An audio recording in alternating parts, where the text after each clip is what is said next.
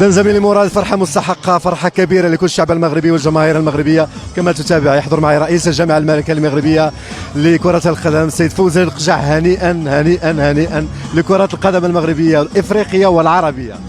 شكرا، هنيئا لنا جميعا، هنيئا للشعب المغربي، وهنيئا للأمة العربية والأفريقية بهذا الانتصار التتويج العالمي.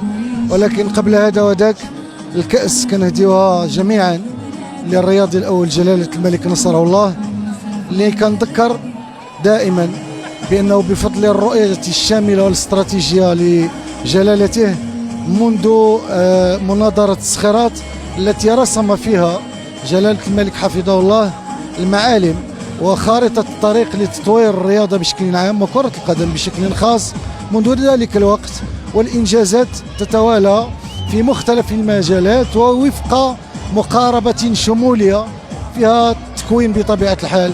فيها المنطلق الأساسي هي الأكاديمية نتاع محمد السادس اللي اليوم الحمد لله تتفرخنا سنة بعد سنة أبطال. بالأمس كانوا نجوما في قطر، واليوم فيهم مجموعة هنا من الأبطال هم أبطال العالم، ومازال إن شاء الله أكاديمية محمد السادس غتبقى هي المشتل لكرة القدم المغربية. تواصل هذه النظرة الشمولية بمجموعة من الإنجازات الأخرى سواء في التكوين وتكوين الأطر، واليوم إلا كنا كنحققوا الألقاب بأطر مغربية. السي محمد وهبي إطار مغربي خضع للتكوين تاعو وتأقلم داخل المسالك الكروية المغربية، وهذا كيبين على أن النظرة نتاع جلالة الملك لتطوير الرياضة هي نظرة شمولية وشاملة. الله ينصر سيدنا، وهنيئا لجلالة الملك، الله ينصره وللشعب المغربي.